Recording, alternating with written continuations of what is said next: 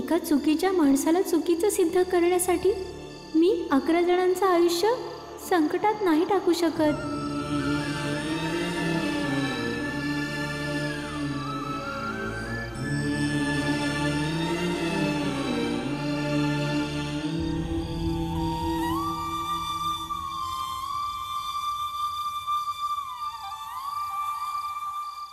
एक दोषी जर वाचत असेल तर वाचू द्या, पण एखाद्या निर्दोष व्यक्तीसंग काय बी वाईट नाही झालं पाहिजे.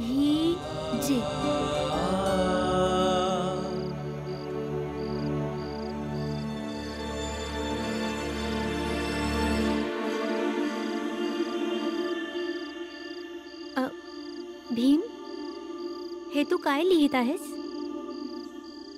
भीम आपल्या आयुष्यात ज्या ज्या चांगल्या गोष्टी शिकतो किंवा त्याला असं वाटतं की ही गोष्ट आयुष्यभर लक्षात ठेवावी, ती गोष्ट तो यात लिहून ठेवतो. पण हे लिहून तो करणार काय? भीम म्हणतो की जेव्हा तो मोठा होईल आणि एखादं पुस्तक लिहिल तर त्या पुस्तकामध्ये तो या समजा गोष्टींचं वर्णन करेल. कसलं पुस्तक? अशी पुस्तकं ज्याच्या हिशोबानं जर समदे चालले तर समदे खुश राहतील आणि समदे समृद्ध होतील.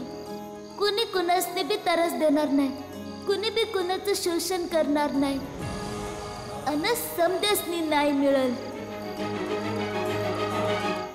काय झालं राणी? आत्या, मी भाजी बनवली होती तर आणली. ही घ्या. वाटी देते लगेच रिकामी करून. भीम, तुळसा तुला बोलवते, तिला काहीतरी मदत पाहिजे, ये बघू जरा. हा.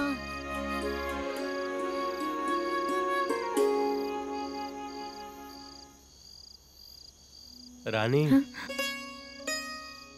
तुला भाज्या वाजवायला शिकायचं आहे ना? हो. कधी शिकवणार? उद्या तलावाजवळ तू माझी वाट बघत बस, मी आंबा घेऊन येईन. ठीक आहे.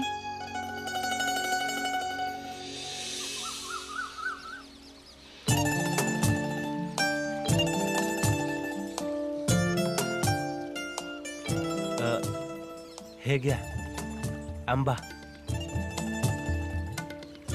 धन्यवाद. द्या इथं.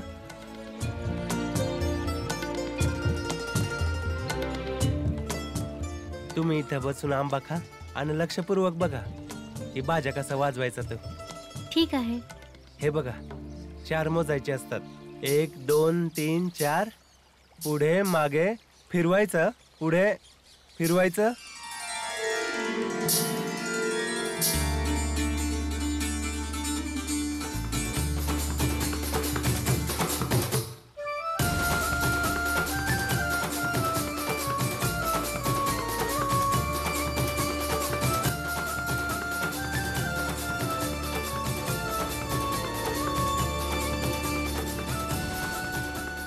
ह्यो बाजा कोण वाजवतो आहे?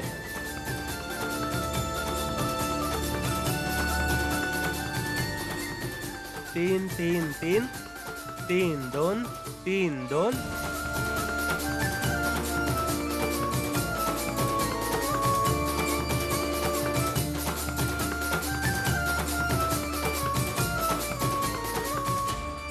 काय चाललंय?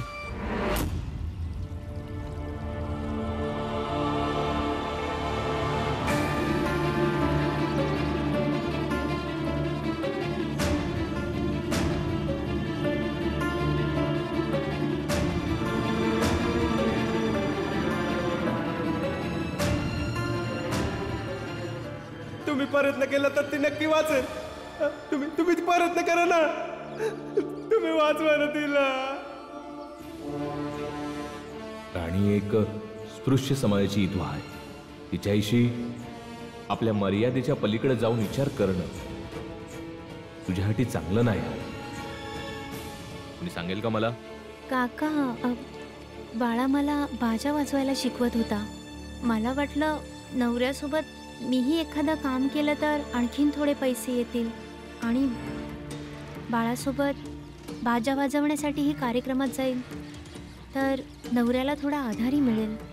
मग ही गोष्ट तू तुझ्या नवऱ्याला सांगितली होतीस? नाही, त्यांना तर विचारलं नाही. विचारली पाहिजे होती ना. नवऱ्या बायकोच्या नात्यामध्ये कोणती बी गोष्ट लपवली नाही पाहिजे. तुम्ही बरोबर बोलता.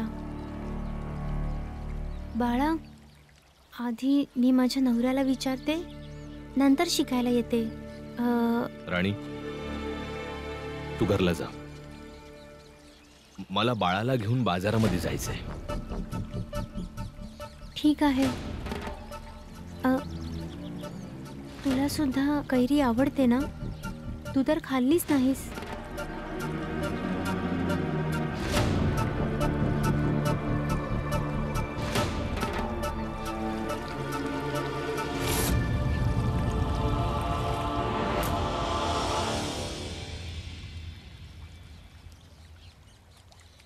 बाळा, तू माझ्या प्रश्नाचं उत्तर नाही दिलं.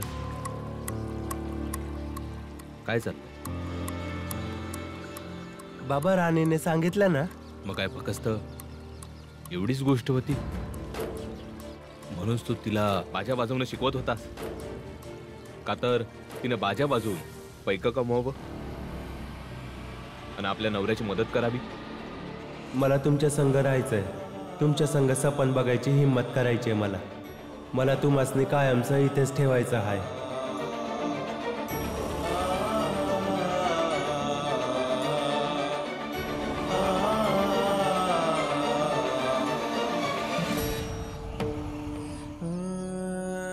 बाळा, त्या तुला काहीतरी विचारतो आहे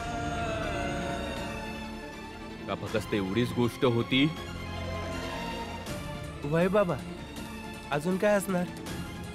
मी तुझा बाप आहे. मी तुला चांगल्या प्रकारे ओळखतो बी आणि समजतो बी. आधी मी तुला समजावलं होतं आणि आता बी समजावतोय. बाबा, अहो असं काहीच नाहीये. विश्वास ठेवा. तुम्हाला जसं वाटतंय तसं काहीच नाहीये. तसं नसल तर चांगलंच आहे.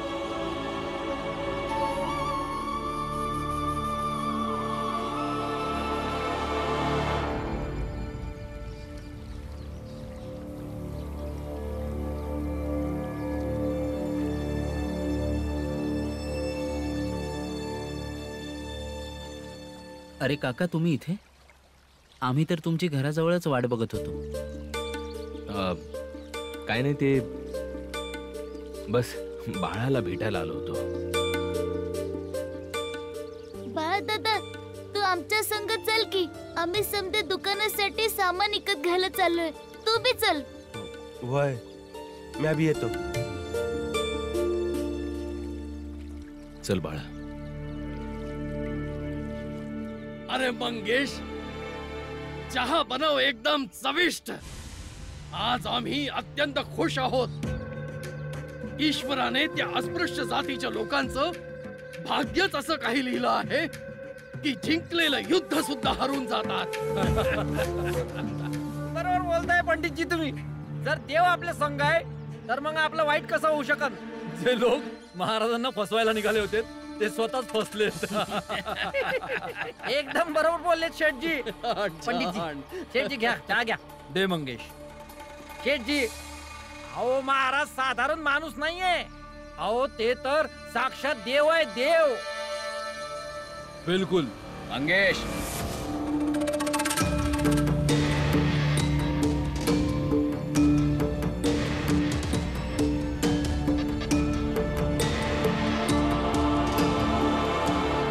दोन महिने दिलं होतं तुला पैक घेऊन जमीन खाली करण्यासाठी, पर तू अजून बी केलं नाहीस. आता त्या जमिनीवर मी आपल्या हिशोबाने कब्जा करणार. दादा, ही जमीन माझ्या वाटणीची होती. मला ते ऐकायची नाही. तुम्हाला जे करायचं आहे ना ते करा. मी भीत नाही कुणाला. तुझी एवढी हिम्मत? ओरडू नको. छोटा भाऊ हायस म्हणून 4 दिवसाची मुदत देतोय. जमिनीचे कागदपत्र येऊन मला द्यायचे आणि जेवढं पैक ठरलंय तेवढं येऊन घेऊन जायचं. महेश, ही वागणूक सहन केली जाणार नाही. आणि तू हे समजू नकोस की हा एकटा आहे. आम्ही पण त्याच्या सोबत आहोत. मग ठीक आहे, तुम्ही समधी मिळून जेवढी ताकद लावता येईल तेवढी लावा, पर ध्यानात ठेवा 4 दिवस आहेत तुमच्याकडं. 4 दिवस.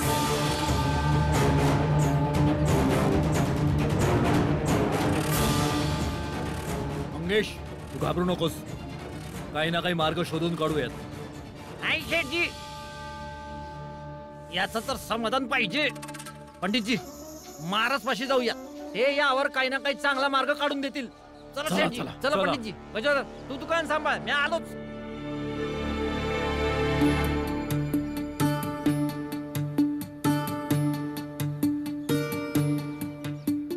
रामजी, हे बघ, आम्ही लोकांनी दुकान बनवायची सुरुवात बी केली. चांगली गोष्ट आहे. मी समजा सामान बी सोबत आणलंय. वय आनंद दादा, बाबा मी बघतो. राणी,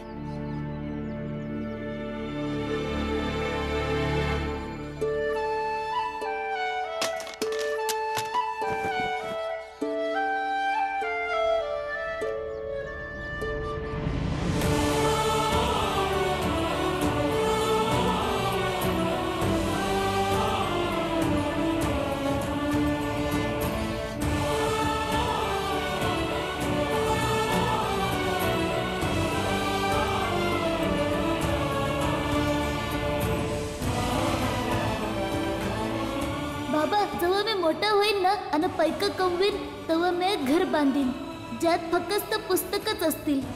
भीम, तू परीक्षामध्ये पास नाही झालास, उलट पहिला आला आहेस.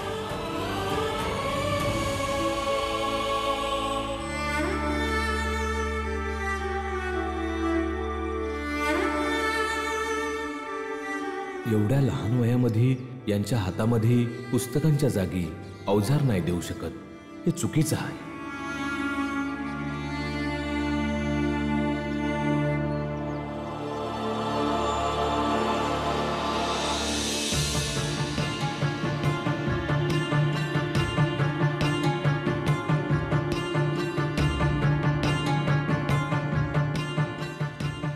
तुम्ही दोघांनी मला वचन द्या, या दुकानात तुम्ही कधी बी नाही येणार. पण का बाबा? यासाठी कारण तुम्हाला शिकायचं आहे, लय शिकायचं आहे. आणि जे बी काम असेल ते आम्ही पाहून घेऊ.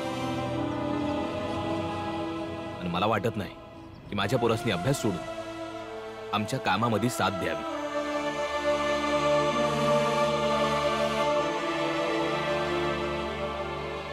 बाबा, मी तुम्हासनी वचन नाही देऊ शकत, कारण की माझा अभ्यासात जास्त मनच नाही लागत.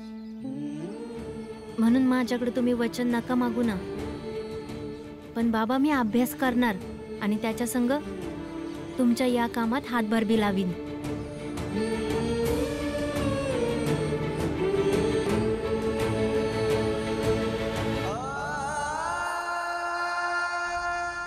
पण म्या तुम्हासनी वचन देतो बाबा, म्या अभ्यास करणार, फक्त अभ्यास करणार. तुम्ही निश्चिंत राहा.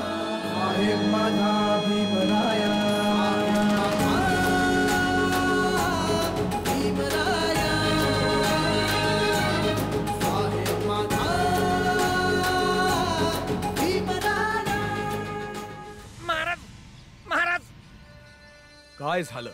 ओरडतोयस कशासाठी? महाराज, मला माझ्या वाटणीत जमीन मिळाली होती आणि माझा एक भाऊ आहे, तो बाजूच्या गावात राहतोय. तो त्या जमिनीवर कब्जा करतोय आणि तो नेहमीच येऊन मला दम देतोय. आज बी आला होता आणि दम देऊन गेलाय का 4 दिवसामध्ये जर म्या त्यासनी जमीन नाही दिली ना तर तो जबरदस्ती घेऊन गेल माझ्याकडनं. महाराज, आता तुम्हीच काहीतरी उपाय सांगा. तू समजतोस काय आम्हाला? आम्ही इथे तुझे भावकीतले वाद सोडवायला बसलेलो आहोत असं वाटतं तुला? निघून जा इथून. आम्ही इथे धर्माच्या सेवेसाठी आहोत. तुझी जमीन, तुझ्या संपत्तीचे वाद सोडवण्यासाठी नाही आहोत. अगदी बरोबर बोलताय महाराज तुम्ही. अहो पण महाराज, याची जमीन सोनं आहे, सोनं. या भागातली अगदी मौल्यवान जमीन आहे ती.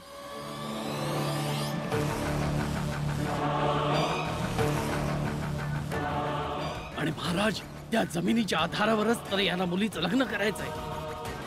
होय महाराज, जर त्या भावानं माझी जमीन हडप करण्याचा प्रयत्न केला तर अनर्थ होईल महाराज, अनर्थ होईल.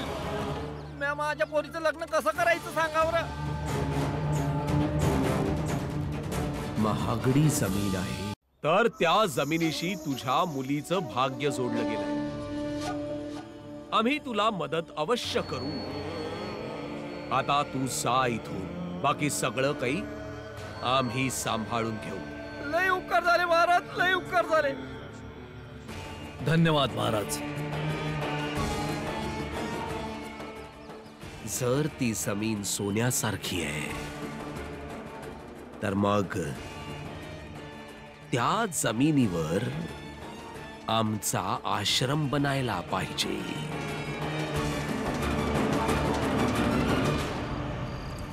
तसं तू बरोबर बोलत होतीस की एका जागी थांबून घर गृहस्थी सुरू करण्याची वेगळीच मजा आहे. आज खूप दिवसानंतर आपल्या बायकोच्या हाताची भाकरी खाण्याची वेगळीच चव आहे. आता तर रोज बायकोच्या हातचंच जेवण मिळणार. बरोबर बोलतेस. उद्या आपलं दुकान पण तयार होईल. मग इथेच खायचं आणि इथेच राहायचं.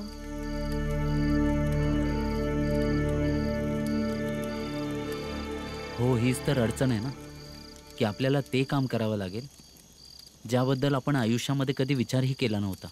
पण काय करायचं, तुझ्याशी प्रेम केलंय तर करावंच लागेल ना. जे काही पण असो, पण एक चांगला माणूस बनून जगण्याची संधी तर मिळत आहे ना. नाहीतर आपल्याला काय काय नाही करावं लागलं. खाण्यासाठी मंदिरात भीक मागण्यापासून तर चोरीपर्यंत. इथे 2 पैसे मेहनतीचे कमावून खाऊ तर मनात काही शल्य, काही दुःख तर नाही राहणार ना.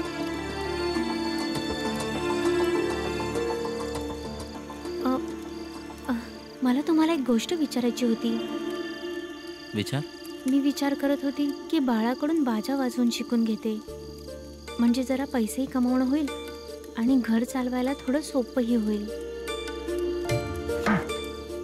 मी काम नाही करत आहे, निकामा झालोय की तू काम करणार आहेस. ऐका ना, मी फक्त विचार करत होते की मिळून काम केलं तर तुम्हाला मदत होईल. या अस्पृश्य लोकांबरोबर राहून तुझे विचारही तसेच झालेत.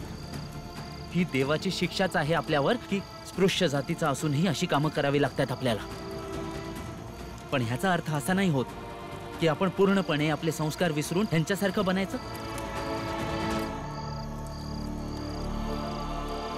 हे घराच्या बाहेर जाऊन कामं अस्पृश्य लोकांच्या बायका करतात.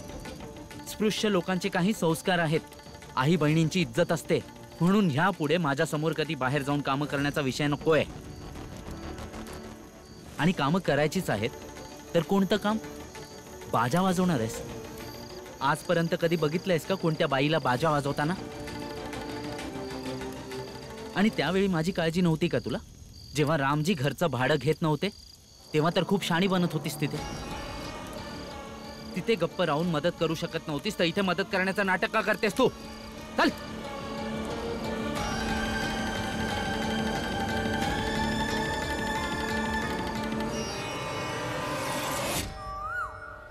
बरं रामजी, मी विचार करतोय की दुकानाचं उद्घाटन आजच करूया. कारण आपण दुकान उघडतो ही गोष्ट ना समध्या गावात कळली. पुरंजन काका बरोबर बोलतात. आता आमच्या झोपडीच्या मागे 2 जण हेच बोलत होते. बघ. वय वय भाऊ, ही तर लय चांगली गोष्ट आहे. आजच उद्घाटन करून टाक. होय, चांगल्या कामासाठी उशीर नाही झाला पाहिजे. संदेश, मला असं वाटतंय की दुकानाचा हिशोब खाता तू सांभाळावं. आनंद बाळा दोघा मी मिळून जोडे चप्पल बनवतील.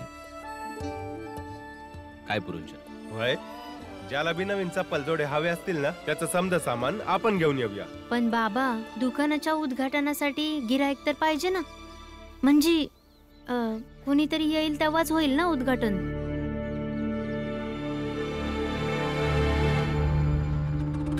आता तो दिवस दूर नाही जेव्हा साताऱ्यामध्ये सर्वत्र आमचं अधिराज्य असेल. भीमरावा, तू आणि तुझं कुटुंब आता नष्ट होणारच होणार.